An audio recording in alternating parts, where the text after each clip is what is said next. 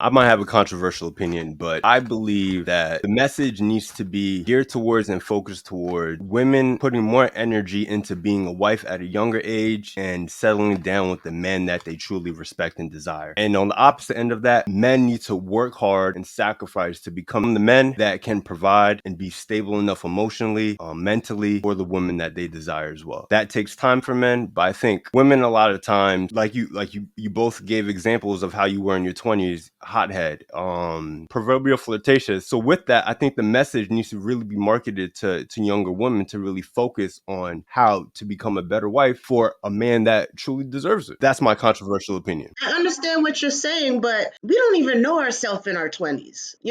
I accept all of who I am now. I didn't back then.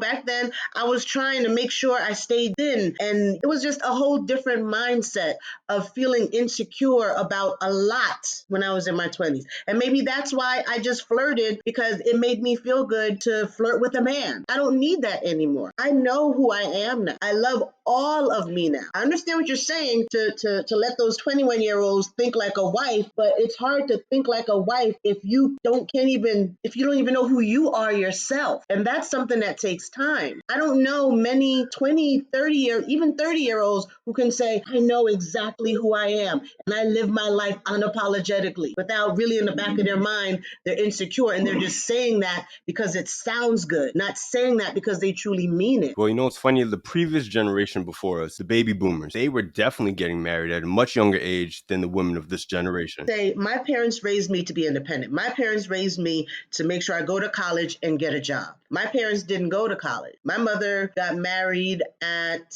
23, 24, but that's how that generation was. I don't know what my parents may have went through to stay together, and they're part of the reason why I became a love coach, because all I saw was nothing but love. But no one ever told me what it took to get there. I just saw love. So I blindly went out there thinking, oh, I'm just going to find love. But I didn't know how to nourish that love and truly look for that type of love, because nobody taught me those specific things.